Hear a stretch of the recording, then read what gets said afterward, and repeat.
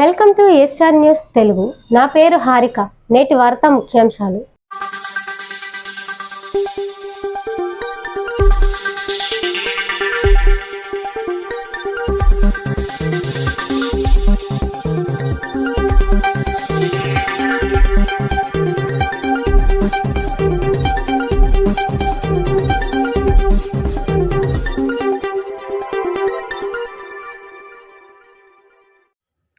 అర్హులైన ప్రతి ఒక్కరికి సంక్షేమ ఫలాలు అందించడమే కాకుండా అన్ని రంగాల్లోనూ అభివృద్ధే ధ్యేయంగా ముఖ్యమంత్రి వైఎస్ జగన్మోహన్ రెడ్డి పనిచేస్తున్నారని వైసీపీ పార్లమెంట్ పరిశీలకులు దాడి రత్నాకర్ పేర్కొన్నారు.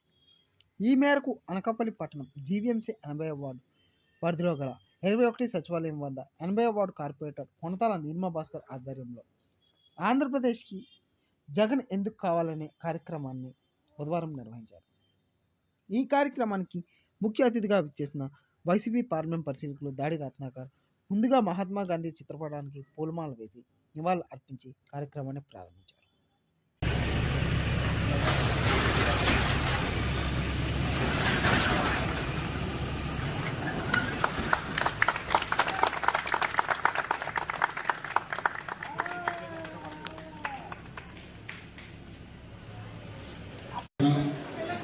జీవీఎంసీ పరిధిలో ఉండేటువంటి మన వల్లభవీధి బంగ్లా వద్ద ఉన్నటువంటి సచివాలయంలో 22వ సచివాలయంలో ఏర్పాటు చేసుకున్నటువంటి ఈ కార్యక్రమానికి ఇచ్చేసినటువంటి ఈ ప్రాంత వాసులందరూ కూడా హృదయపూర్వక నమస్కారాలు తెలియజేసుకుంటాను. మరి ఈరోజు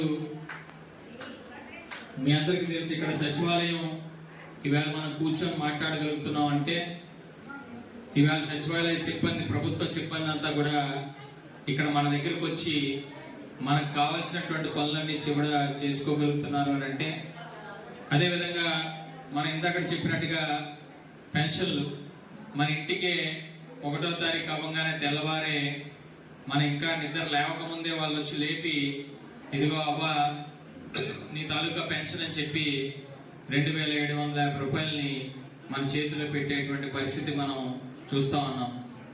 ఇందాక మన కార్పొరేటర్ భాస్కర్ చెప్పినట్టుగా మరి స్కూళ్ళు ఆధునీకరణ, అలాగే విద్యార్థులకి వసతి దీవెన, అమ్మఒడి, విద్యా దీవెన, ఇలాగ అనేక కార్యక్రమాలతో పిల్లలు కూడా విద్యావంతులు అవ్వాలి అనేటువంటి ఏకైక లక్ష్యంతో పనిచేస్తున్నటువంటి ప్రభుత్వం ఇది. మరి ఇందులో భాగంగా మరి వైఎస్ జగన్మోహన్ రెడ్డి గారు మరి ప్రత్యేకంగా ముసలి వాళ్ళు, సీనియర్ సిటిజన్స్ కానీ, పెన్షన్లు అందుకునేటువంటి వాళ్ళు కానీ, అర్హులైనటువంటి వాళ్ళు కానీ వాళ్ళు ఎక్కడో కూడా పథకాలు తీసుకోవడానికి వాళ్ళు ఇబ్బంది పడకూడదు, ఆఫీసులో కూడా తిరగకూడదు అనేటువంటి ఉద్దేశంతో ఈ సచివాలయాలనే నేరుగా మన ప్రాంతాల్లో ఏర్పాటు చేయడం జరిగింది. మరి ఇవాళ ఇక్కడ 2 సచివాలయాలు ఇక్కడ పెట్టుకున్నాం. మనం మొన్ననే డాక్టర్ వైఎస్ఆర్ మన ప్రాథమిక ఆరోగ్య కేంద్రాన్ని, హెల్త్ సెంటర్ని పెట్టుకున్నాం. అదేవిధంగా ఇక్కడ అనేక అభివృద్ధి కార్యక్రమాలని మనం ఇప్పుడు చూసాం. సుందరపేట జంక్షన్ లో రోడ్డుని వెడల్పు చేసి దాని నిర్మాణం కూడా చేసుకుంటా ఉన్నాం. ఒక పెద్ద గవర్పాలెంకి సంబంధించినంత వరకు కూడా ఒక పెద్ద ట్యాంకు, అంటే ఇది వరకు మన రాణి గారు పోతున్నట్లు ఇప్పుడు ఏ విధంగా అయితే మంచినీటి ట్యాంక్ ఉందో ఆ రకమైనటువంటి ట్యాంక్ నే ఇక్కడ మన ప్రాంతంలో సంతపైల ఏర్పాటు చేయబోతా ఉన్నాం. దాని ప్రాంతంలో ఇప్పుడు కొన్ని ప్రాంతాల్లో మనం ఏదైతే ఎత్తుగా ఉన్నటువంటి ప్రాంతాలు, అంటే విల్లూరు గారి వీధి, పైడర గారి వీధి ఏదైతే ఉందో, మీరు అక్కయ్య గారి వీధి, బుద్ధరామదాస్ గారి వీధి, ఇలాంటి వీధుల్లో ఎత్తు అవడం వల్ల ఇంకా మంచినీళ్లు మనకు అందట్లేదు. అదే ఇప్పుడు ఆ సమస్యను కూడా పరిష్కారం చేయడానికి ఒక పెద్ద మంచినీటి వాటర్ ట్యాంక్ కూడా నిర్మాణం చేసిన తర్వాత మనకి ఎక్కడైనా సరే ఇంకా గవర్పాలెం ప్రాంతంలో ఏ ప్రాంతానికైనా ఎంత ఎత్తున్నా కూడా మంచినీటి కొదవ లేకుండా, మంచినీటి ఎద్దం లేకుండా ప్రతి ఇంటికి కూడా మంచినీటి కొలాయి ఇచ్చేటువంటి ప్రక్రియని మేము చేపట్టబోతా ఉన్నాం.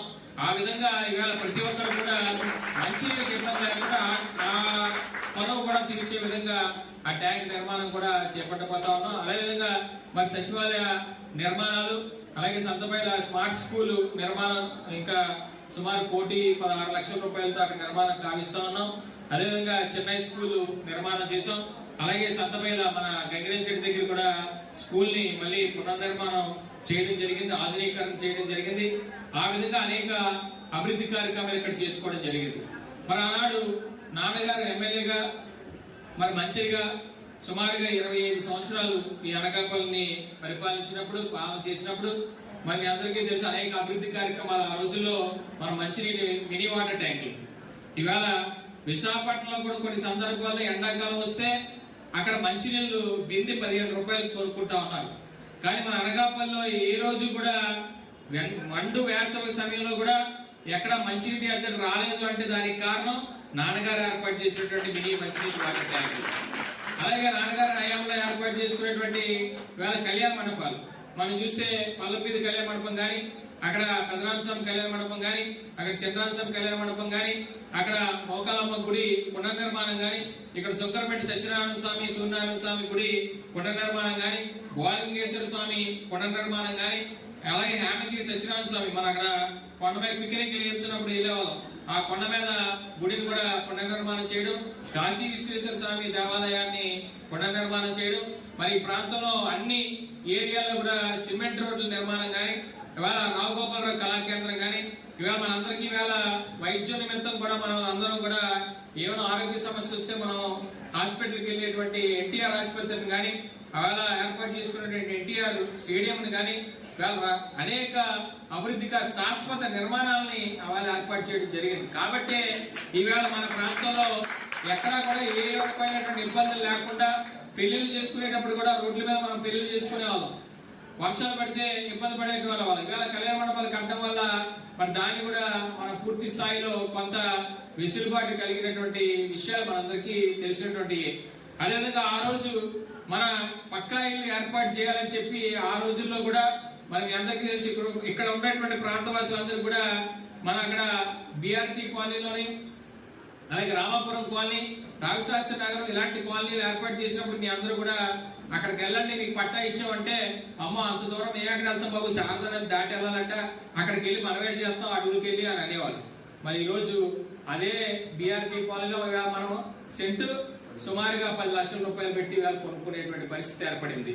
అంటే ఏంటి, ఇవాళ బిఆర్టీ గారి కానీ, రామాపురం కాలనీ కానీ, ఇవాళ రామభద్రపురం కాలనీ కానీ, ఇవాళ దర్జీనగర్ కానీ, ఇవాళ రావిశాస్త్రి నగర్ కానీ, రావుగోపాలరావు కాలనీ కానీ, ఇవన్నీ మన అనేక కాలనీలు ఇవాళ రేపాక, అక్కిరెడ్డిపాలెం, మారేడుపూడి, గొలగాం, శంకరం, ఈ కాలనీలన్నీ కూడా వాళ్ళ నాన్నగారు ఏర్పాటు చేసినటువంటి కాలనీల్లో ఇవాళ మన ప్రాంత వాసులందరూ కూడా చక్కగా ఉండగలుగుతున్నారు.